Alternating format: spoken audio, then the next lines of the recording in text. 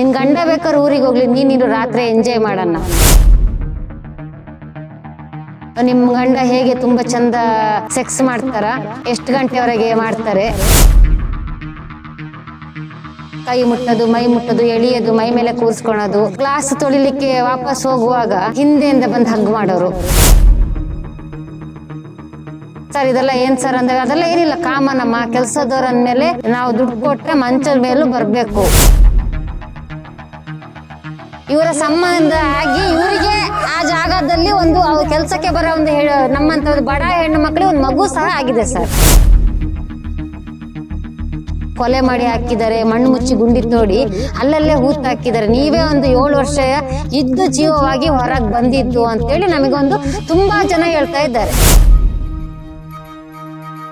ಇಲ್ಲ ನೀನ್ ಬೇಡ, ರೇಣುಕನೇ ಆಗ್ಲಿ ಅಂತ ಹೇಳಿದ್ರು. ಸಾಧಾರಣ ಎಲ್ಲಾ ತೋಟದಲ್ಲಿ ಹೆಣ್ಮಕ್ಳು ರೈಟ್ರು, ಯಾಕೆ ಸರ್ ಎಲ್ಲ ಕಡೆ ಲೇಡೀಸೇ ಬೇಕು? ಕೈಕಾಲ್ ಕಟ್ಟಕ್ಕೆ ಪೊಲೀಸರು ಕಾಲಿಗೆ ಹೊಡಿತಾರಲ್ಲ ಸರ್, ನರಕ್ಕೆ, ಆ ತರ ಹೊಡೆದಿದ್ದಾರೆ ಸರ್. ನಾವು ಕಣ್ಣಾರೆ ನೋಡಿದೀವಿ. ಆ ಹುಡುಗನಿಗೆ ಎಷ್ಟು ಹೊಡೆದಿದ್ದಾರೆ ಅಂದ್ರೆ ನಾವು ರಾತ್ರಿ ಅವ್ನು ಕೂಗಿದ್ದು ಇನ್ನ ನಮ್ ಕಿವಿಯಲ್ಲೇ ಉಂಟು. ಎದ್ರೆ ಎಲ್ಲಿ ನನ್ನನ್ನು ಕೊಲ್ತಾರೆ ಅನ್ನೋ ಭಯ ಉಂಟು. ಇನ್ನ ಒಂದು 5-6 ಸತಿ ಅಲ್ಲಿ ನನಗೆ ಜಗಳ ಆಗಿದ್ದ ಸಹ ಕಣ್ಣಾರೆ ನೋಡಿ ಸಾಕ್ಷಿಗಳು ಉಂಟು. ಅವ್ರು ಹೆದರುತ್ತಾರೆ.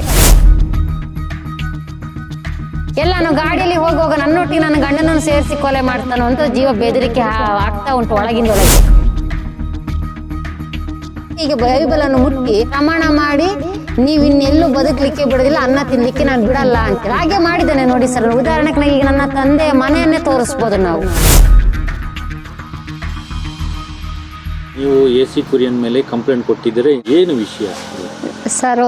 ನಾವಲ್ಲಿ ಒಂದು ಸಾಧಾರಣ 7 ವರ್ಷ ಕೆಲಸ ಮಾಡಿದ್ವಿ. ಆವಾಗ ಅವ್ರ ಮೇಲೆ ನಮಗೆ ಧೈರ್ಯ ಇಲ್ಲ ಕೊಡ್ಲಿಕ್ಕೆ, ಯಾಕಂದ್ರೆ ಅವರು ದುಡ್ಡಿರೋರು ಸರ್. ಈಗ ನಮ್ಮ ಒಂದು ಕಷ್ಟ ಆಗಿದೆ ಅಂದರೆ ನನ್ನ ಹೆಸರು ಮೇಲೆ ಮನೆಯನ್ನು ಧ್ವಂಸ ಮಾಡಿದ್ರು, ಅಪ್ಪ ಅಮ್ಮನಿಗೆ ಬದುಕಲಿಕ್ಕೂ ಮೋಸ ಮಾಡಿದರು. ಹಾಗೆ ನನಗೆ ನನ್ನ ಒಂದು ಕಷ್ಟವನ್ನು ಹೇಳಬೇಕು ಅನಿಸ್ತು. ಹಾಗೆ ನನ್ನ ಒಂದು ಬೆಂಬಲವಾಗಿ ಒಂದು ಅಣ್ಣ ಸಿಕ್ಕಿದ್ರು, ಅವರ ಮುಖಾಂತರ ವಿಷಯ ಹೇಳಿ ಕಣ್ಣೀರು ಹಾಕಿದ್ದೆ. ನನಗೆ ಇಷ್ಟ ಅನ್ಯಾಯ ಆಗಿದೆ, ಹಾಗಾದರೆ ನೀವು ಇವತ್ತೇ ಯಾಕೆ ಹೋಗಬಾರ್ದು ಅಂತೇಳಿ ಕರ್ಕೊಂಡೋಗಿ ಕೇಸ್ ಮಾಡಿಸಿದ್ವಿ. ಪುತ್ತೂರು ಮಹಿಳಾ ಠಾಣೆಗೆ ಹೋಗಿ ಒಂದು ಕೇಸ್ ಮಾಡಿ ಬಂದ್ವಿ. ಕೇಸ್ ಮಾಡಿ ಸಾಧಾರಣ 1 ತಿಂಗಳ ನಂತರ ಬಂದಿದ್ದಾರೆ. 17ಕ್ಕೆ ಫೋನ್ ಮಾಡಿದ್ರು, 18ಗೆ ಶಿವಾಜಿಗೆ ತನಿಖೆ ಮಾಡಲಿಕ್ಕೆ ಹೋಗ್ಬೇಕು, ಬರಬೇಕು, ಎಲ್ಲಿ ಕೆಲ್ಸಕ್ಕೆ ಹೋಗಬೇಡಿ. ನಾವು ಕೆಲ್ಸಕ್ಕೆ ಹೋಗದೆ ಮನೇಲೇ ಇದೀವಿ. 1 ತಿಂಗಳ 1.5 ತಿಂಗಳಾಯ್ತು, ಎಲ್ಲೂ ಹೋಗ್ತಿಲ್ಲ. ಆಯ್ತು ಸರ್ ಬರ್ತೇನೆ ಅಂದ್ವಿ. ಸರ್ ಬಂದು ಶಿವಾಜಿಗೆ ನೀವು ಬಂದಿರಿ, ನಾವು ಅಲ್ಲಿಗೆ ಬರ್ತೀವಿ. ನಾವು ಶಿವಾಜಿಗೆ ಹೋದ್ವಿ, ತನಿಖೆ ಮಾಡಿದ್ರು. ತನಿಖೆ ಮಾಡಕ್ಕೆ 12 ಗಂಟೆಗೆ ಹೋಗಿದ್ದೀವಿ. ಆದರೂ ಅಲ್ಲಿನ ಒಂದು ಬೀಗ ಇಲ್ಲ, ಮನೆ ಓಪನ್ ಮಾಡದೆ ನಾವು ತನಿಖೆ ಮಾಡಕ್ ಬಿಡಲ್ಲ ಅಂತೆಲ್ಲ ಹೇಳಿದ್ರು. ಇಲ್ಲ, ಮನೆ ಓಪನ್ ಆದ್ರೆ ನಾವು ತನಿಖೆ ಮಾಡೋದಂತ ಪೊಲೀಸರು ಹೇಳಿದ್ರು. ಏಸಿನ ಕಡೆ ಮನೆ ಶಿವಾಜಿಗೆ ಹೋದ್ವಿ. ಅವರ ಮನೆ ಬೀಗ ನಮ್ಮೊಬ್ರು ಮ್ಯಾನೇಜರ್ ಇದ್ದಾರೆ, ಅವ್ರ ಹತ್ರನೇ ಇರೋದು, ನನ್ನ ಹತ್ರ ಇಲ್ಲ, ಬರೋಕ್ಕಾಗಲ್ಲ ಅಂತ AC ಕುರಿಯನ್ ಫೋನಲ್ಲಿ ಹೇಳಿದ್ರು. ನೀವು ಬರ್ತಿರೋ ಬಿಡ್ತಿರೋ ಗೊತ್ತಿಲ್ಲ, ಬೀಗ ಯಾರಲ್ಲಿ ಇದೆ ಅವ್ರನ್ನ ಕಳಿಸಿ ಅಂತ ಪೊಲೀಸ್ ಹೇಳಿದ್ರು. ದಪ್ಪೇದಾರು ಇದ್ರು, ರಾಜಪ್ಪ ಅಂತೇಳಿ ದಪ್ಪೇದಾರು ಹೇಳಿದ್ರು. ಮತ್ತೆ ಒಂದು 1:30ಗೆ ಬಂದರು ಮ್ಯಾನೇಜರ್ ಬಂದು ತನಿಖೆ ಮಾಡಿದ್ರು, ಯಾವ ಜಾಗ ಅಂತೇಳಿ. ನಾವು ಚಾ ತಿಂಡಿ ಅವರ ಒಂದು ಸೋಫಾ ಸೀಟ್ ಇದೆ, ಅಲ್ಲಿ ಕೊಡ್ಲಿಕ್ಕೆ ಹೋಗ್ತೀವಿ. ಅಲ್ಲಿ ಕೊಡೋಕೆ ಹೋಗುವಾಗ ಅವ್ರು ನಮ್ಮ ಕೈ ಮುಟ್ಟೋದು, ಮೈ ಮುಟ್ಟೋದು, ಎಳಿಯೋದು, ಮೈ ಮೇಲೆ ಕೂರಿಸ್ಕೊಳೋದು, ಈ ಥರ ಎಲ್ಲ ಹಿಂಸೆ ಮಾಡ್ತಿದ್ರು. ಸಹಿಸ್ಲಾರ್ದೆ ಎಷ್ಟು ಒಂದು ಹೆಣ್ಮಗು ಎಷ್ಟು ಸಹಿಸ್ತಾಳೆ ಸರ್. ಮತ್ತೆ ನಾವು ಗ್ಲಾಸ್ ತೊಳಿಲಿಕ್ಕೆ ವಾಪಸ್ ಹೋಗುವಾಗ ಹಿಂದೆಯಿಂದ ಬಂದು ಹಗ್ ಮಾಡೋರು. ನಾವು ಸರ್ ಇದೆಲ್ಲ ಏನ್ ಸರ್ ಅಂದ್ರೆ ಅದೆಲ್ಲ ಏನಿಲ್ಲ, ಕಾಮನ್ ಅಮ್ಮ. ಕೆಲ್ಸದವ್ರ ಅಂದ್ಮೇಲೆ ನಾವು ದುಡ್ಡು ಕೊಟ್ರೆ ಮಂಚದ ಮೇಲೂ ಬರ್ಬೇಕು, ಅದಕ್ಕೆ ಕೆಲ್ಸದವ್ರ ಅನ್ನೋದು ಅಂತೇಳಿ. ಯಾಕೆ ಎಲ್ಲರಂಗೆ ಅಲ್ಲ ಸರ್, ನಮಗೆ ಆತರ ಹೇಳ್ಬೇಡಿ ಅಂತ ನಂಗೆ ಯಾವಾಗ್ಲೂ ಅವ್ರಿಗೆ ಸ್ವಲ್ಪ ವಾದ ವಿವಾದ ಆಗ್ತಾನೆ ಇತ್ತು. ನನ್ನ ಗಂಡನ ಹತ್ರ ಮಾತ್ರ ಶೇರ್ ಮಾಡ್ತಿದ್ದೆ. ನನ್ಗೆ ಸ್ವಲ್ಪ ನಮ್ ಗಂಡ ಟೀ ಕೊಡ್ಲಿಕ್ಕೆ ಸಹ ಬರ್ತಾ ಇದ್ರು. ಆಗ ನನ್ನ ಗಂಡನಿಗೆ ನಿನಗೆ 400 ರೂಪಾಯಿ ಸಂಬಳ, ನೀನ್ ಈ ಕೆಲಸ ಮಾಡೋದು, ಅವಳಿಗೆ 300 ರೂಪಾಯಿ ಸಂಬಳ, ನೀನ್ ಹೆಂಡತಿಯನ್ನೇ ಕಳಿಸು ಅಂತ ನನ್ನ ಗಂಡನಿಗೂ ಸಹ ಹೇಳ್ತಾ ಇದ್ರು. ಆಗ ನನ್ನ ಗಂಡ ಸ್ವಲ್ಪ ಜೋರಿಲ್ಲ ಸರ್, ನಾನಾರು ಸ್ವಲ್ಪ ಜೋರಲ್ಲಿ ಮಾತಾಡ್ತೀನಿ. ಅವ್ರ ಪಾಪದವರು ಅವ್ರು ಹೇಳಿದ್ರು, ಇಲ್ಲ ನಾವ್ ಇಲ್ಲಿಂದ ಹೋಗೋಣ, ಇಲ್ಲಿ ಇರೋದು ಬೇಡ, ಹಿಂಸೆ ಆಗ್ತದೆ, ನೋಡೋಣ ಸ್ವಲ್ಪ ದಿವಸ ಇದ್ದು ನೋಡೋಣ. ನಾವು ತುಂಬಾ ಕಷ್ಟದಲ್ಲಿ ಇದ್ವಿ. ಆಮೇಲೆ ಒಂದ್ ದಿವಸ ಊರಿಗೆ ಹೋಗೋ ಪರಿಸ್ಥಿತಿ ಬಂತು. ಕೇಳಿದ್ವಿ, ಇದ್ರೂ ಸರ್ ಒಂದ್ ಸ್ವಲ್ಪ ಊರಿಗೆ ಹೋಗ್ಬೇಕು. ಆಗ ಹೇಳ್ತಾರೆ, ರೇಣುಕ ಇರ್ಲಿ, ನೀನು ಹೋಗು ಅಂತಾರೆ ಸರ್. ಹಾಗಾದ್ರೆ ಒಂದು 120 ಎಕರೆ ತೋಟಕ್ಕೆ ಒಂದು ಹೆಣ್ಣೆಂಗ್ಸು ಇರ್ಬೇಕಾದ್ರೆ ಅವ್ರು ಹೇಳೋದು ಹೇಗೆ? ಮರುದಿವಸ ಫೋನಲ್ಲಿ, ನಿನ್ ಗಂಡ ಬೇಕಾದ್ರೆ ಊರಿಗೆ ಹೋಗ್ಲಿ, ನೀನು ರಾತ್ರಿ ಎಂಜಾಯ್ ಮಾಡೋಣ, AC ಕುರಿಯನ್ ಹೇಳೋದು. ಮತ್ತೆ ಕೆಲವೊಮ್ಮೆ ಮಾತಾಡುವಾಗ ಹೇಳೋದು, ನಿಮ್ ಗಂಡ ಹೇಗೆ ತುಂಬಾ ಚಂದ ಸೆಕ್ಸ್ ಮಾಡ್ತಾರ, ಎಷ್ಟು ಗಂಟೆವರೆಗೆ ಮಾಡ್ತಾರೆ, ಎಣ್ಣೆ ಹೊಡಿತಾನ ಇಲ್ಲ ಎಣ್ಣೆ ಹೊಡಿದ ಮಾಡ್ತಾರ, ಎಲ್ಲ ನಮ್ಮಲ್ಲಿ ಕೇಳೋರು. ಅದಕ್ಕೆ ಅದನ್ನೆಲ್ಲ ಹೇಳಿದೆ ಸರ್. ನಿಮ್ ಹೆಂಡತಿ ಬಗ್ಗೆ ಎಲ್ಲ ನಮ್ ಗಂಡ ಕೇಳಿದ್ರೆ ಅದೇ ತರ ನಿಮ್ ಹೆಂಡತಿ ಹೇಳ್ತಾರ ಅಂತ ಅಂತ ಕೇಳಿದೆ. ಆವತ್ತಿಂದ ಸ್ವಲ್ಪ ನನ್ನಲ್ಲಿ ಮಾತು ಸ್ವಲ್ಪ ಕಮ್ಮಿ ಮಾಡಿದ್ರು. ನಾನು ಯಾಕೆ ನನಗೆ ತುಂಬ ಸಿಟ್ಟು ಬರೋದು ಬೇಗ, ತಾಳ್ಮೆ ಕಡಿಮೆ ನನಗೆ. ಹಾಗಂತ ಹೇಳುವಾಗ ಅವರಿಗೆ ಸ್ವಲ್ಪ ಒಂದು ವಾರ ನಮ್ಮಲ್ಲಿ ಮಾತಾಡ್ತಿದ್ದಿಲ್ಲ. ಅವರೇ ತಿಂಡಿ ತರ್ತಿದ್ರು, ಅವರೇ ಎಲ್ಲ ಟಿಫನ್ ಎಲ್ಲ ಮೊದಲು ನಾನೇ ಮಾಡ್ಕೊಡ್ಬೇಕು ಚಹಾ ತಿಂಡಿ. ಆ ನಂತರ ಅವರೇ ತಿಂತಿದ್ರು. ಆಮೇಲೆ ಮತ್ತೆ ಒಂದು ದಿವಸ ಏನು ಹೇಳಿದ್ರು, ನಮ್ಮ ಮನೆಯವರು ಊರಿಗೆ ಹೋಗ್ಲೇಬೇಕಾದ ಸಂದರ್ಭ. ನಾನು ಹೇಳಿದೆ ನಾನು ಬರ್ತೀನಿ, ನಾನು ಒಬ್ಬಳೇ ಇರೋದಿಲ್ಲ. ಮತ್ತೆ ಹೋದ್ವಿ, ಒಂದು ವಾರ ಬಿಟ್ಟು ಬಂದ್ವಿ. ಆಮೇಲೆ ಸ್ವಲ್ಪ ರಾಜಿ ಆದರು. ರಾಜಿ ಅಂದರೆ ಈ ಥರ ರೇಣುಕಂಗೆ ಚಹಾ ಮಾಡ್ಲಿಕ್ಕೆ ಹೇಳು, ತಿಂಡಿ ಮಾಡ್ಲಿಕ್ಕೆ ಹೇಳು. ಅವ್ರು ಬರ್ತಾರಂದ್ರೆ chapati, chicken fry, pork fry ಮತ್ತು ಮೀನು ಫ್ರೈ. 10 ಗಂಟೆಗೆ ನಮಗೊಂದು ವೈನ್ ಶಾಪ್ ಹುಡುಗ ತಂದು ಕೊಟ್ಬಿಡ್ತಿದ್ದೆ. ಎಲ್ಲ 1 ಗಂಟೆ ರೆಡಿ ಮಾಡಿಕೊಡ್ಬೇಕಿತ್ತು. ಆ 1 ಗಂಟೆಗೆ ನಾನೇ ಬರಬೇಕು ಬಡಿಸ್ಲಿಕ್ಕೆ ಬಂದರೆ ನಾವು ಒಂಥರ ಹಿಂಸೆ, ಅಲ್ಲಿ ಮುಟ್ಟಿ ಇಲ್ಲಿ ಮುಟ್ಟಿ ನಾವು ಅದನ್ನ ಎಲ್ಲ ನುಂಕೋಬೇಕು. ನಾವು ಮಾತಾಡ್ಲಿಕ್ಕೆ ಗೊತ್ತಿದೆ, ದನಿಗಳಲ್ಲ ನಾವು. ಅವ್ರು ಯಾವ ಮಾತಿಗೆ ಇಡ್ತಾರೆ, ನಾವು ದನಿಗಳೊಂದು ಬಿರಿಯಾನಿ ತಿನ್ನುವಾಗ ಕೆಲಸರು ಒಂದು ಗಂಜಿ ಕುಡಿಬೇಕು ಅಂತ ಹೇಳೋರು. ಆ ಪರಿಸ್ಥಿತಿಲಿ ನಾವು ಇದ್ವಿ ಸರ್. ಅಲ್ಲಿ ಅವರು ವಾರಕ್ಕೊಮ್ಮೆ ಬರೋರು ಸರ್. ಮಂಗಳೂರಲ್ಲಿ ವಾಸ ಇರೋದು, ಹೆಂಡತಿ ಮಕ್ಕಳೆಲ್ಲ ಇದ್ದಾರೆ ಮಂಗಳೂರಲ್ಲಿ ವಾರಕ್ಕೊಮ್ಮೆ ಈ ಎಲ್ಲ ಎಸ್ಟೇಟ್ಗಳಿಗೂ ಬರ್ತಾರೆ. ಫಸ್ಟ್ ಬರೋದು ಕೊಕ್ಕಡ ಬರ್ತಾರೆ. ಕೊಕ್ಕಡದಿಂದ ಬಂದರೆ ಇಲ್ಲಿ ನಮ್ಮ ತೋಟಕ್ಕೆ ಮರುದಿವಸ ಬರ್ತಾರೆ. ಅಲ್ಲಿ ಹಾಲ್ಟ್ ಆಗಿ ಮರುದಿವಸ ಇಲ್ಲಿ ಬರ್ತಾರೆ. ಇಲ್ಲಿ ಬರುವಾಗಲೂ ಹಾಗೆ, ಇಲ್ಲಿ ಬಂದರೆ ಬೆಳಿಗ್ಗೆನೆ ಬಂದಿರ್ತಾರೆ. ಅಷ್ಟಮಕ್ಕಿಲಿಂದ ಮಧ್ಯಾಹ್ನ ಕಲಿ ಬಂದರೆ ಮಧ್ಯಾಹ್ನ ಸಂಜೆವರೆಗೆ ಇರ್ತಾರೆ. ಒಮ್ಮೆ ಹಾಲ್ಟು ಹಾಕ್ತಾರೆ. ಮತ್ತು ಅವ್ರದ್ದೊಂದು ಕೆಟ್ಟ ಅಭ್ಯಾಸ ಉಂಟು. ಇಲ್ಲಿ ನಮ್ಮಲ್ಲೆಲ್ಲ ಹೇಳ್ತಾರೆ, ಈ ಸಣ್ಣ ಮಕ್ಕಳಿಗೆ ಒಂದು ಅಭ್ಯಾಸ, ಅವರು ಡಾಯರ್ ಹಾಕಲ್ಲ. ಆ ಥರ ವ್ಯವಸ್ಥೆಯಲ್ಲಿ ಇರೋರು ಯಾವಾಗಲೂ. ಅಷ್ಟು ದೊಡ್ಡ ವ್ಯಕ್ತಿ ನಮ್ಮೊಂದು ದೊಡ್ಡ ದನಿ ಅಂತಾರೆ. ಈಗ ಹೇಳ್ತಾರೆ ನಾನು ದೊಡ್ಡ ಇದರಲ್ಲಿ ಇದ್ದೀನಿ, ರಿಚ್ಚಲ್ಲಿ ಇದ್ದೀನಿ. ಯಾವ ರಿಚ್ ಸರ್, ಒಂದು ಡಾಯರ್ ಹಾಕ್ತಂಗೆ ಒಂದು ಲೇಡೀಸ್ ಮುಂದೆ ಆಚೆ ಆಚೆ ತಿರುಗಾಡೋದು. ಇನ್ನು ತುಂಬ ಹೇಳಲಿಕ್ಕೆ ಉಂಟು, ಅದನ್ನ ಹೇಳಿದ್ನಲ್ಲ, ಅದೆಲ್ಲ ನನಗಿನ್ನ ಕೋರ್ಟ್ ಮಾಹಿತಿ ಹಾಜರಿಯಾದಾಗ ಕೆಲವೊಂದು ಇನ್ನೂ ಸತ್ಯ ಘಟನೆಗಳು ಹೇಳಲಿಕ್ಕುಂಟು ಸರ್. ಈಗ ಇಷ್ಟು ಇರೋ ವಿಷಯನ ನಾನು ಸ್ವಲ್ಪ ಹೇಳ್ತಾ ಇದ್ದೀನಿ. ಅಂದರೆ ಇನ್ನೂ ನನ್ನಲ್ಲಿ ಉಂಟು, ದೊಡ್ಡ ಬಂಡವಾಳಗಳೇ ಉಂಟು ಹೇಳಲಿಕ್ಕೆ. ಕೋರ್ಟಲ್ಲಿ ನಾನು ಪ್ರೂಫ್ ಮಾಡ್ಬೇಕಂತಿದ್ದೀನಿ ಅದನ್ನು. ಎಷ್ಟು ವರ್ಷ ನೀವು ಅಲ್ಲಿ ಕೆಲಸ ಮಾಡಿದ್ರಿ? ನಾನು ಸಾಧಾರಣ 7 ವರ್ಷ ಕೆಲಸ ಮಾಡಿದೆ. 2 ವರ್ಷ ನಾವು ಅಲ್ಲಿ ರೈಟ್ರ್ ಆಗಿದ್ದಿಲ್ಲ. ಅಲ್ಲೊಂದು ಜನ ಇದ್ರು, ಗುರುವ ಅಂತ. ನಾನು ಹೋಗಿ 2 ವರ್ಷಕ್ಕೆ ಅವನು ಕೆಲಸ ಬಿಟ್ಟೋದು. ಆ ನಂತರ ನಾನು 5 ವರ್ಷ ನಾನೇ ರೈಟ್ರು. 2 ವರ್ಷ ಹಾಗೆ ಕೆಲಸದೊಳಗಿದ್ದೆ. 5ನೇ ವರ್ಷ ರೈಟ್ರ್ ಅಂತ ಆಗುವಾಗ ಅವರಿಗೊಂದು ಎಲ್ಲ ಹೆಣ್ಮಕ್ಳ ಮೇಲೆ ಈ ಥರ ಉಂಟು ಅವ್ರಿಗೆ. ಇದು ನನ್ನ ಒಂದು ತೋಟ ಅಲ್ಲ, ಸಾಧಾರಣ ಎಲ್ಲ ತೋಟದಲ್ಲಿ ಹೆಣ್ಮಕ್ಳೇ ರೈಟ್ರು. ಇವಾಗ ನನ್ನ ಗಂಡ ಹೇಳಿದ್ರು, ಸರ್ ನಾನು ಹಾಕ್ತೀನಿ ರೈಟು ಅಂತ. ಇಲ್ಲ ನೀನು ಬೇಡ, ರೇಣುಕನೇ ಆಗಲಿ ಅಂತ ಹೇಳಿದರು. ಅಲ್ಲಿ ಒಂದು ಹಾರ ಅಂತ ಕೊಕ್ಕಡದಲ್ಲಿ ಒಂದು ತೋಟ ಉಂಟು, ಅಲ್ಲಿ ಲೇಡೀಸೇ ಅಂತ ಲೀಲಾವತಿ ಅಂತ ಇದ್ರು. ನಾನಿರೋ ಟೈಮಲ್ಲಿ ಅವರೊಬ್ರು ಇದ್ರು, ಅವರು ಲೇಡೀಸೇ. ಮತ್ತು ನೆರಿಯ ಅಲ್ಲಿನೂ ಲೇಡೀಸೇ ರೈಟ್ರು. ಮತ್ತು ಶಿಶಿಲದಲ್ಲಿ ನಿಂದೆ ತೋಟ, ಅಲ್ಲೂ ಲೇಡೀಸೇ ರೈಟ್ರು. ಯಾಕೆ ಸರ್ ಎಲ್ಲ ಕಡೆ ಲೇಡೀಸೇ ಬೇಕು? ಅವ್ರು ಏನಾದ್ರು ನಿಮ್ಮ ಹತ್ರ ಹೇಳ್ತಾ ಇದ್ದ ಆ ರೈಟ್ರಿಗೆ ನಮಗೆ ಕಾಂಟ್ಯಾಕ್ಟ್ ಕೊಡಲ್ಲ. ನಾವೇನಾರು ಅಲ್ಲಿ ಹೋಗ್ಬೇಕಾದ್ರೆ ನಮಗೆ ದನಿನೇ ಫೋನ್ ಮಾಡೋರು, ನಿಮ್ಗೆ ಆ ತೋಟಕ್ಕೆ ಹೋಗಿ ಗೊಬ್ಬರ ಹಾಕಿ ಬನ್ನಿ ಅಂತ. ನಮ್ಮ ಮಾತಾಡಕ್ಕಿಲ್ಲ ಅವಕಾಶ. ನಮಗೆ ಮಾತಾಡೋ ಅವಕಾಶ ಸಿಕ್ಕಿರೋ ಪಾಪ ನನ್ನಷ್ಟೇ ಕೆಲವೊಂದು ವಿಷಯ ಅವರಲ್ಲೂ ತಿಳಿಬೋದಾಗಿತ್ತು ಸರ್. ಹೆಸರು ಹೇಳಿದ್ರಲ್ಲ? ಹಾ ಸರ್. ಅವರೆಲ್ಲ ಈಗಲೂ ಇದ್ದಾರಲ್ಲ? ಅವರೆಲ್ಲ ಬಿಟ್ಟು ಅವರು ಸಹ ಬಿಟ್ಟು ಹೋಗಿದ್ದಾರೆ ಸರ್. ಕೆಲವೊಂದು ಈ ಮಾನಸಿಕ ಮಾಡಿದ್ದಾರೆ ಅವರಿಗೆ ಸಹ. ಅವ್ರು ಕೆಲವರೊಬ್ರು ಒಂದು ವಿಷಯ ಹೇಳಿದ್ರು, ತುಂಬಾ ಹೊಡಿತಾ ಇದ್ರು ನನಗೆ, ತುಂಬಾ ಹೊಡಿಯೋರಂತೆ ಸರ್. ಪಾಪ ಕೊಕ್ಕಡದಲ್ಲಿ ಒಬ್ರು ಇದ್ರು, ಲೀಲಾವತಿ ಅಂತೇಳಿ. ಅವ್ರಿಗೆ ಗಂಡ ಇದ್ದಿಲ್ಲ. ಅವ್ರ ಮಗನಿಗೂ ಅದೇ ಥರ ನಮ್ಮ ತೋಟ ಶಿವಾಜಿಯಲ್ಲಿ ನಾವಿರುವಾಗ ತುಂಬ ಹೊಡೆದಿದ್ದಾರೆ ಸರ್. ಕೈಕಾಲು ಕಟ್ಟಕ್ಕೆ ಪೊಲೀಸವರು ಕಾಲಿಗೆ ಹೊಡಿತಾರಲ್ಲ ಸರ್, ನರಕ್ಕೆ, ಆ ಥರ ಹೊಡೆದಿದ್ದಾರೆ ಸರ್. ನಾವು ಕಣ್ಣಾರೆ ನೋಡಿದ್ವಿ ಪಾಪ. ಅವರು ಸಹ ಈಗ ಬಿಟ್ಟು ಹೋಗಿದ್ದಾರೆ ಸರ್. ಕೇರಳದವ್ರು, ಮಲಯಾಳೀಸ್ ಅವರು. ನೋಡಿ ಕಣ್ಣಾರೆ ನೋಡಿ ಸರ್, ಹೊಡೆದಿದ್ದಲ್ಲ ನೋಡಿ ಸರ್. ಆಗ ನನಗೆ ಸಿಡ್ಲು ಹೊಡೆದು ಇದೇ ಇವ್ರ ತೋಟದಲ್ಲಿ ಸಿಡ್ಲು ಹೊಡೆದಿತ್ತು ನನಗೆ, ಅಡಿಕೆ ಸುಲಿಯುವಾಗ. ಸೊಂಟ ಮುರಿದೋಗಿದ್ರು, ನನಗೇನು ಪರಿಹಾರ ಕೊಡಲಿಲ್ಲ. ಇವ್ರದೇ ತೋಟದಲ್ಲಿ ಕೆಲಸ ಮಾಡಿದ ನಂಗೆ ಪರಿಹಾರ ಕೊಡಲಿಲ್ಲ. ಬರೀ ಒಂದು ಅಶ್ವಿನಿ 1200 ರೂಪಾಯಿ ಬಿಲ್ ಪೇ ಮಾಡಿದ್ದಾರೆ. 1 ತಿಂಗಳು ಸರ್ ಮಹಾವೀರ ಆಸ್ಪತ್ರೆಗೆ ಹೋಗ್ತಿದ್ದೆ ಪುತ್ತೂರಿಗೆ. ಬಸ್ಸಲ್ಲಿ ಕೂರಕ್ಕಾಗಲ್ಲ. ಅಪ್ ಅಂಡ್ ಡೌನ್ 3000 ಬಾಡಿಗೆಗೆ ಹೋಗಿ ಬರ್ತಾ ಇದ್ದೆ. ಮೆಡಿಷನ್ನು 1 ತಿಂಗಳು 1 ರೂಪಾಯಿ ಕೊಡ್ಲಿಲ್ಲ. ಆ ಹುಡುಗನಿಗೆ ಎಷ್ಟು ಹೊಡೆದಿದಾರಂದ್ರೆ, ನಾವು ರಾತ್ರಿ ಅವ್ನು ಕೂಗಿದ್ದು ಇನ್ನೂ ನಮ್ಮ ಕಿವಿಯಲ್ಲೇ ಉಂಟು. ಭಾಳ ರೌಡಿಜಮ್ ಸರ್. ತುಂಬ ಜನ ನನ್ನ ಕಣ್ಣು ಮುಂದೆನೇ ಹೊಡೆದಿರು. ಅಲ್ಲೊಬ್ರು ಇದ್ರು ಟಾಪಿಂಗ್ ಮಾಡೋನ, ಅವ್ನು ಸ್ವಲ್ಪ ಸಂಜೆಗೆ ಡ್ರಿಂಕ್ಸ್ ಮಾಡಿ ಬಂದನಕ ಅವನ ಶರೀರಕ್ಕೆ ಜಾಡ್ಸಿ ಬೂಟ್ಸ್ ಕರಲ್ಲೋದು. ಅವನು ಅಮ್ಮೇ ಅಂತೇಳಿ ಕೆಳಗೆ ಬಿದ್ದ ಸರ್ ಪಾಪ. ನಾವು ನನ್ನ ಎತ್ಕೊಂಡೋಗಿ ಗೇಟಿಂದ ಹೊರಗೆ ಬಿಟ್ಟು ಬಂದ್ವಿ. ನಕಲಿ ಮದ್ಯ ಎಲ್ಲ ತಾರೀಕ ಮಾಡ್ತಾ ಇದ್ರಲ್ಲ, ಅದ್ರ ಬಗ್ಗೆ ಏನಾದ್ರು ಗೊತ್ತಿದೆ ನಿಮಗೆ? ನಕಲಿ ಸರ್ ನಾವು ಬರೋಕ್ಕಿಂತ ಮುಂಚೆದೆಲ್ಲ ಇತ್ತು ಅಂತ ಹೇಳ್ತಿದ್ರು ಸರ್. ಮತ್ತೆ ನನಗೆ ಗೊತ್ತಿರೋ ಮತ್ತೆ ನಾನು ಬಂದ್ಮೇಲೆ ಅಂಥದ್ದು ಯಾವುದಲ್ಲ ನಾನು ನೋಡಲಿಲ್ಲ ಸರ್. ಪ್ರಮಾಣವಾಗಿ ಮಾತಾಡ್ಬೇಕಂದ್ರೆ ಪ್ರಾಮಾಣಿಕ ನೋಡಿ ಮಾತಾಡ್ಬೇಕಂತೆ. ಇವೆರಡು ನಮಗೆ ಗೊತ್ತಿಲ್ಲದ ವಿಷಯ. ಮತ್ತೆ ಕೆಲವರು ಹೇಳ್ತಿದ್ರು, ತುಂಬಾ ಜನ ಅಲ್ಲಿ ಕೆಲ್ಸಕ್ಕೆ ಬಂದವರು ಕೊಲೆ ಮಾಡಿ ಹಾಕಿದ್ದಾರೆ, ಮಣ್ಣು ಮುಚ್ಚಿ ಗುಂಡಿ ತೋಡಿ ಅಲ್ಲಲ್ಲೇ ಹೂತ್ ಹಾಕಿದ್ದಾರೆ. ನೀವೇ ಒಂದು 7 ವರ್ಷ ಇದ್ದು ಜೀವವಾಗಿ ಹೊರಗೆ ಬಂದಿದ್ದು ಅಂತೇಳಿ ನಮಗೊಂದು ತುಂಬಾ ಜನ ಹೇಳ್ತಾ ಇದ್ದಾರೆ. ನಂಗೆ ಆ ಒಂದು ಅದೊಂದು ಹೇಳಿದ್ರೆ ನಾನು ಹೊಡಿಲಿಕ್ಕೆ ಬಂದ. ಅವತ್ತಿಂದ ಒಂದು ಗಲಾಟೆ ಆಗುವಾಗ ನಾನು ಹೇಳಿದೆ, ನನ್ನ ಗಂಡನ ಮೈ ಮುಟ್ಟ ನಾನು ಕಡಿತೀನಿ ಅಂತ.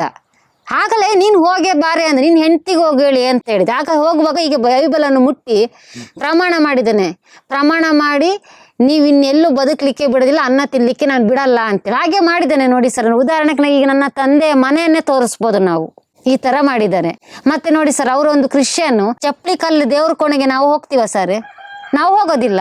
ಅವನು ಚಪ್ಪಲಿ ಹಾಕೊಂಡೇ ಬೈಬಲ್ ಓದ್ತಾನೆ ಸರ್. ಅದೆಂತ ದೇವರಿಗೆ ಒಂದು ಅಂಥವ್ರಿಗೆ ಒಳ್ಳೆ ಮಾಡಿದ್ದಾರೆ ದೇವ್ರುಗಳು, ಚಪ್ಪಲಿ ಕಾಲು ಹಾಕೊಂಡೆ ಬೈಬಲ್ ಓದ್ತಾರೆ ಸರ್. ನಾನು ಹೇಳೋದು ಇನ್ನು ಮುಂದೆ ಯಾವುದೇ ಈಗ ತೋಟಗಳಲ್ಲಿ CC ಕ್ಯಾಮ್ರಾ ಹಾಕ್ತಾರೆ, ಓನರ್ಗಳ ರೂಮಿಗೂ ಹಾಕಬೇಕು ಸರ್. ಕೆಲಸದವ್ರು ಹೋಗ್ಬೇಕಂದ್ರೆ ಇನ್ನು ಮುಂದೆ ಆಗಬೇಕು. ನನ್ನ ಒಂದು ಈ ಇಚ್ಛೆಯಲ್ಲಿ ನನಗೊಂದು ಜಯ ಸಿಕ್ಕಿದೆ ಅಂತ ಆದಲ್ಲಿ ಇನ್ನು ಮುಂದೆ ದನಿಗಳ ರೂಮಿಗೂ ಕೆಲಸದವ್ರು ಹೋಗುವಾಗ CC ಕ್ಯಾಮ್ರಾ ಬೇಕು. ದನಿಗಳು ಎಷ್ಟು ನಿಯತ್ತಿದೆ ಅಂತ ಅದರಲ್ಲೂ ತೋಡ್ಬೋದು. ಅದನ್ನ ಯಾಕೆ ಅವ್ರು ಅಳವಡಿಸೋದಿಲ್ಲ?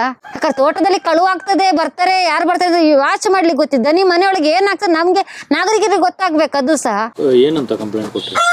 ಇದೇ ತರ ನನಗೆ ಮಾನಸಿಕವಾಗಿ ಹಿಂಸೆ ಮಾಡೋರು, ಚಹಾ ತಿಂಡಿ ಕೊಡುವಾಗ ನನ್ನ ತುಂಬಾ ಲೈಂಗಿಕ ತೊಂದರೆ ದೌರ್ಜನ್ಯ ಮಾಡ್ತಾ ಇದ್ರು. ನನಗೆ ಇದಕ್ಕೊಂದು ನ್ಯಾಯ ಬೇಕು ಅಂತೇಳಿ ಒಂದು ವರದಿ ಮಾಡಿದೀವಿ ಸರ್. FIR ದಾಖಲಾಗಿದೆ. ಮೊನ್ನೆ 18ನೇ ತಾರೀಕು ಬಂದಿದ್ರು. ಅಲ್ಲೇ ಮಾಜರು ಅವರ ರೂಮ್, ಯಾವ ರೂಮ್ ಅಲ್ಲೂ ಬೀಗ ತೆಗಿಲಿಕ್ಕೆ ಬಿಡ್ಲಿಲ್ಲ. ಎಷ್ಟೋ ಸತ್ತಾಯಿಸಿದ್ರು, ತೊಂದರೆ ಇಲ್ಲ. ನಮ್ಗೆ ಒಳ್ಳೆ ಬಂದ ಸಬ್ ಇನ್ಸ್ಪೆಕ್ಟ್ರು ಬಹಳ ಒಳ್ಳೆಯವರು. ಟೈಮ್ ಅವರಿಗೋಸ್ಕರನ ಕಾದು ಕೂತು 2 ಗಂಟೆವರೆಗೆ ಕಾದು ಕೂತು 2 ನಂತರ ಬಂದಿದ್ಮೇಲೆ ಬೀಗ ತೆಗೆದು ಅದೇ ರೂಮಲ್ಲಿ ಎಲ್ಲಿ ಅಂತ ತೋರಿಸಿದ್ರು. ಅದೇ ತರ ತೋರಿಸಿ ಫೋಟೋ ತಕೊಂಡಿದ್ದಾರೆ. ನೀವು ಅಲ್ಲೇ ನೋಡಿ ಅಂತ ಹೇಳಿದ್ದಾರೆ. ಎಲ್ಲ ಮಾಜೂರು ಮಾಡ್ಕೊಂಡು ಹೋಗಿದ್ದಾರೆ. ಸಾಕ್ಷಿಗೂ ಜನ ಬಂದಿದ್ರು, ಸಾಕ್ಷಿನೂ ಮಾಡಿದ್ದಾರೆ. ಇನ್ನ ಸಾಕ್ಷಿಗಳು ಇದ್ದಾವೆ, ಹೆದರುತ್ತಾರೆ ಸರ್. ಎಲ್ಲಿ ನನ್ನನ್ನು ಕೊಲ್ತಾರೆ ಅನ್ನೋ ಭಯ ಉಂಟು. ಇನ್ನ ಒಂದು 5-6 ಸಾಕ್ಷಿ ಅಲ್ಲಿ ನಾನು ಜಗಳ ಆಗಿದ್ದ ದಿವಸ ಕಣ್ಣಾರೆ ನೋಡಿ ಸಾಕ್ಷಿಗಳು ಉಂಟು. ಅವ್ರು ಹೆದರುತ್ತಾರೆ. ಆಗ ಅವನೊಂದು ದೊಡ್ಡ ರೌಡಿಜ ಸರ್, ಹಾಗೆ ಹೆದರುತ್ತಾರೆ. ಕೆಲವೊಂದು ಸಾಕ್ಷಿಗಳು ಇನ್ನ ಜೀವಂತವಾಗಿ ಉಂಟು ನನ್ನ ಬಗ್ಗೆ ಹೇಳಲಿಕ್ಕೆ. FIR ದಾಖಲಾಗಿದೆ ಆಗಿದೆ ಸರ್. ಮುಂದಿನ ತನಿಖೆ ಕೋರ್ಟ್ ಮುಖಾಂತರ ನಾವು ಯಾವಾಗ ಹೇಳ್ತೀವಿ ಆಗ ಬರ್ಬೇಕು ಅಂತ ಹೇಳಿ ಹೋಗಿದ್ದಾರೆ ಸರ್. ನನಗೂ ಸಹ ಇನ್ನು ಸ್ವಲ್ಪ ಭಯ ಆಗ್ತಾ ಇದೆ. ನನಗೆ ಜೀವದ ಬಗ್ಗೆ ಅಲ್ಲ, ಎಲ್ಲ ನಾನು ಗಾಡಿಯಲ್ಲಿ ಹೋಗುವಾಗ ನನ್ನೊಟ್ಟಿಗೆ ನನ್ನ ಗಂಡನನ್ನು ಸೇರಿಸಿ ಕೊಲೆ ಮಾಡ್ತಾನೋ ಅಂತ ಜೀವ ಬೆದರಿಕೆ ಆಗ್ತಾ ಉಂಟು ಒಳಗಿಂದೊಳಗೆ. ಸಾವು ಯಾವತ್ತಿದ್ರು ಸರ್, ಇವತ್ತಲ್ಲ ನಾಳೆ ಸಾಯಕ್ಕೆ ನಾ ರೆಡಿ. ಆದ್ರೆ ಅನ್ಯಾಯಕ್ಕೆ ನಾನು ನ್ಯಾಯ ಸಿಗೋವರೆಗೂ ಅನ್ಯಾಯಕ್ಕೆ ನಾ ತಲೆ ಬಿಡೋದಿಲ್ಲ ಸರ್. ಅವನು ಎಷ್ಟು ಕೆಡ ಈ ತರ ಮಾಡಿದಾನ ಅನ್ನೋದು ಒಂದೊಂದೇ ಪುಟ್ಟ ಸಿಗುತ್ತೆ. ಇವತ್ತು ನನ್ನಂತ ಹೆಣ್ಮಕ್ಳು ನಾಳೆ ಎಲ್ಲರೂ ಬಂದೇ ಬರ್ತಾರೆ ಮುಂದೆ, ಅದು ನಂಗೆ ಸತ್ಯ ಉಂಟು. ಅಲ್ಲಿ ತುಂಬಾ ಹೆಣ್ಮಕ್ಳಿಗೆ ಆ ತರ ಆಗಿದೆ ಸರ್. ಆಮೇಲೆ ಸರ್, ಅಂಥದ್ರಲ್ಲಿ ಊರಲ್ಲಿ ಈ ಕೆಲ್ಸಕ್ಕೆ ತೋಟಕ್ಕೆಲ್ಲ ಬರ್ತಿದ್ರಲ್ಲ, ಅಂಥದ್ರಲ್ಲಿ ಇವರಿಗೆ ಒಂದು ಮಗು ಆಗಿದ ಸಮೇತ ಉಂಟು ಸರ್. ಅಲ್ಲಿ ಆ ಪ್ರೂಫ್ನು ಉಂಟು. ನಮಗೆ ಗೊತ್ತು ಚೆನ್ನಾಗಿ. ಅಲ್ಲಿ ಅವರೇ ನಮ್ಮಲ್ಲಿ ಹೇಳಿದ್ದಾರೆ. ನಮ್ಮ ಅದೇ ತೋಟ ಕೆಲ್ಸಕ್ಕೆ ಬಂದು ಅವರ ಮುಖಾಂತರವೇ ನಮಗೆ ಮಾಹಿತಿ ಬಂದಿದೆ. ಅಲ್ಲಲ್ಲ, ನಾನು ಬರಕ್ಕಿಂತ ಮುಂಚೆ ಇವರ ಸಂಬಂಧ ಆಗಿ ಇವರಿಗೆ ಆ ಜಾಗದಲ್ಲಿ ಒಂದು ಕೆಲ್ಸಕ್ಕೆ ಬರೋ ಒಂದು ನಮ್ಮಂತ ಒಂದು ಬಡ ಹೆಣ್ಣು ಮಕ್ಕಳಿಗೆ ಒಂದು ಮಗು ಸಹ ಆಗಿದೆ ಸರ್. ಇವ್ರು ತಿಳ್ಕೊಂಡಿರ್ಬೋದು ನನ್ನ ಬಗ್ಗೆ ಏನು ಗೊತ್ತಿದೆ ರೇಣುಕನಿಗೆ. ರೇಣುಕ ಊರು ಬಿಟ್ಟು ಬಂದಳು, ಇವಳು ಏನು ಜುಜುಬಿ ಅಂತೇಳಿ. ನಾ ಜುಜುಬಿ ಸರ್, ನಾನು ಲೋ ಕ್ಲಾಸ್ ಜುಜುಬಿನೇ. ಯಾರಂತಾನೂ ಗೊತ್ತುಂಟು. ಏನಂದ್ರೆ ಈಗ ಅವ್ರು ಹೆದರ್ತಾರೆ ಹೇಳಲಿಕ್ಕೆ. ಯಾಕೆ ಹೆದರ್ತಾರಂದ್ರೆ ಸರ್, ಇವತ್ತು ಕೂಲಿ ಮಾಡಿ ಇವತ್ತಿನ ಹೊಟ್ಟೆ ತುಂಬೋರು. ಇವ್ರಂಗೆ ಕಂತೆ ದುಡ್ಡು ಜೋಬಲ್ಲಿ ಇಟ್ಕೊಂಡು ಇನ್ನೊಬ್ರನ್ನ ಮನೆಗೆ ಹಾಳು ಮಾಡೋ ಕೆಲಸ ಮಾಡಲ್ಲ ಸರ್. ಅವರು ಹೇಳಕ್ಕೆ ಧೈರ್ಯ ಉಂಟು ಅಂತಾರೆ, ಆದ್ರೆ AC ಕೊರೆನ್ ಮುಂದೆ ಬರ್ಲಿ ನಮಗೆ ಧೈರ್ಯ ಇಲ್ಲ ಅಂತಾರೆ ಸರ್. ನಿಮ್ಗೆ ಸಂಬಳ ಎಷ್ಟು ಕೊಡ್ತಾ ಇದ್ರು, ಮತ್ತೆ ರಜಾ ಎಲ್ಲ ಹೆಂಗ್ ಸಿಗ್ತಾ ಇತ್ತು, ಮತ್ತೆ ತಂದೆ ತಾಯಿ ನೋಡ್ಲಿಕ್ಕೆ ತಂದೆ ತಾಯಿ ಬಂದಾಗ ಎಲ್ಲ ಹೇಗೆ ಸರ್? ನಂಗೆ ಸಂಬಳ ಶುರುವಿಂದ 250 ರೂಪಾಯಿ ಇತ್ತು ಸರ್. 2 ವರ್ಷ 250 ರೂಪಾಯಿ. ಆಮೇಲೆ 2 ವರ್ಷ ನಂತರ 350 ರೂಪಾಯಿ ಮಾಡಿದ್ದಾರೆ ಸರ್. ನಾವು ಕೆಲಸ ಬಿಡ್ತೀವಿ ಅನ್ನೋ ಸಂದರ್ಭ ಒಂದು 6 ತಿಂಗಳು 7 ತಿಂಗಳು ಇರುವಾಗ 425 ರೂಪಾಯಿ ಮಾಡಿದ್ರು ಸರ್ ನನಗೆ. ಮತ್ತೆ ನಮಗೆ ರಜಾ ಅನ್ನೋದು ಇಲ್ವೇ ಇಲ್ಲ. ಊರಿಗೆ ನಾನು ಆ ಜಾಗಕ್ಕೆ ಹೋಗಿ 7 ವರ್ಷದಿಂದ ನಾನು ಊರಿಗೆ ನಾನು ಒಬ್ಬಳೇ ಹೋಗ್ಬೇಕು, ಇಲ್ಲರೆ ನನ್ನ ಗಂಡ ಒಬ್ಬರೇ ಹೋಗ್ಬೇಕು, ನಾನು ಇರ್ಬೇಕಾಗ್ತದೆ. 120 ತೋಟದಲ್ಲಿ ನಾನು ಒಬ್ಬಳೇ ಇರೋಕ್ಕಾಗಲ್ಲ ಅಂತೇಳಿ ನನ್ನನ್ನು ಊರಿಗೆ ಕಳಿಸಿ ನನ್ನ ಗಂಡ ಒಬ್ಬರೇ ಇರ್ತಿದ್ರು. 7 ವರ್ಷ ನನ್ನ ಅಪ್ಪ ಅಮ್ಮನ ಮುಖ ನಾನು ನೋಡಿಲ್ಲ, ಅವ್ರ ಅಪ್ಪ ಅಮ್ಮನ ಮುಖ ನಮ್ಮ ಮನೆಯವ್ರು ನೋಡಿಲ್ಲ. 7 ವರ್ಷ ಬರ್ಲಿಕ್ಕೆ ಮತ್ತೆ ನನ್ನ ಅಪ್ಪ ಅಮ್ಮ ಒಮ್ಮೆ ಬಂದಿದ್ರು, ಅವಾಗ ಒಂದು ಸಮಯ ಬಿಟ್ಟಿದ್ರು. ಇನ್ನೊಮ್ಮೆ ಬಂದವ್ರನ್ನ ವಾಪಸ್ ಕಳ್ಸಿದ್ರು. ಇವ್ರು ತೋಟದೊಳಗೆ ಇದ್ದಾರೆ. ಫೋನ್ ಮಾಡಿದ್ರು, ಸರ್ ನಮ್ಮ ತಂದೆ ತಾಯಿ ಬಂದಿದ್ದಾರೆ ಅಂತ ಹೇಳಿದೆ. ಆಗ ಹೇಳಾಗ ಅವ್ರು ಹೇಳಿದ್ರು, ಏನ್ ಅಗ್ಲಗ್ಲ ಬರಕಿನ್ ಧರ್ಮಛತ್ರನ ಹಂಗೆಲ್ಲ ಬೀಗ ತೆಗಿಲಿ, ವಾಪಸ್ ಹೋಗಿ ಕೇಳು ಅಂತ. ವಾಪಸ್ ಹೋಗಿ ಕೇಳಿದೆ. ಇವ್ರು ಸೀದಾ ಹೋಗಿ ಧರ್ಮಸ್ಥಳದ ಮಲ್ಲಿಗೆ ವಾಪಸ್ ಹೋದ್ರು ಸರ್. ಅಪ್ಪ ಅಮ್ಮ ನಮ್ಮ ಚಿತ್ರದುರ್ಗದಿಂದ ಬಂದಿದ್ದು ಸರ್. ಅಲ್ಲಿಂದ ಬಂದವರು ಪಾಪ ಧರ್ಮಸ್ಥಳಕ್ಕೆ ಹೋಗಿ ಮಲಗಿ ಬೆಳಿಗ್ಗೆ ಹೋಗಿ ಫೋನ್ ಮಾಡಿದ್ರು ನನಗೆ ಊರಿಗೆ ಹೋದ್ಮೇಲೆ, ಇನ್ನು ನಾವು ಅಲ್ಲಿಗೆ ಬರೋದಿಲ್ಲ. ಇಲ್ಲಿ ಕಾಪಿನ ಕಡೆ ಬರೋದಕ್ಕಿಂತ ಮೊದ್ಲೆ ಇಲ್ಲಿ ಬಂದ್ಮೇಲೆ ಅವ್ರು ಬಂದೇ ಇಲ್ಲ ಸರ್. ಈ ಜಾಗಕ್ಕೆ ಬಂದ್ಮೇಲೆ ನಮ್ಮ ತಂದೆ ತಾಯಿ ಆ ಕಡೆ ಬರ್ಲೇ ಇಲ್ಲ. ನೀವು ಅಲ್ಲಿ AC ಕುರಿಯನ್ ಮನೆಯಲ್ಲಿ ಕೆಲಸ ಬಿಟ್ಟು ಎಷ್ಟು ವರ್ಷ ಆಯ್ತು? ಈಗ ನಾನು 7 ವರ್ಷ ಅಲ್ಲ 4 ವರ್ಷ ಆಯ್ತು ಸರ್. 4 ವರ್ಷ ಅದು ಫಸ್ಟ್. ಇದರಿಂದ 7 ವರ್ಷದ ಹಿಂದಿನ ಮಾತು ನಾನು ಹೇಳ್ತಿರೋದು. ಈಗ ಬಿಟ್ಟೆ 4 ವರ್ಷ ಆಗಿದೆ.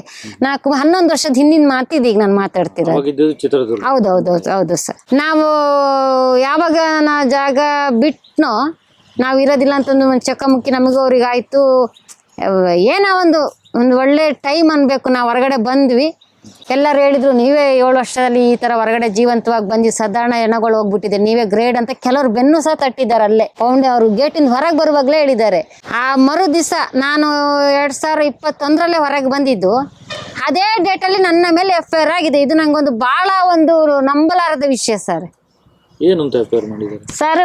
ಈ ಜಾಗ ಈಗ ಮೋಸ್ಟ್ಲಿ ನಂದು ಅಂತ ಮಾಡಿ ಅಡ್ರೆಸ್ ನಂದೇ, ಇಲ್ಲಿಂದ ಅಡ್ರೆಸ್ ಹಾಕಿ ರೇಣುಕಾ ವಿಶ್ವನಾಥ್ FIR ಮಾಡಿಸಿರೋದು ಅಶೋಕಾಚಾರಿ ಅಂತ ಬೆಳ್ತಂಗಡಿಯವ.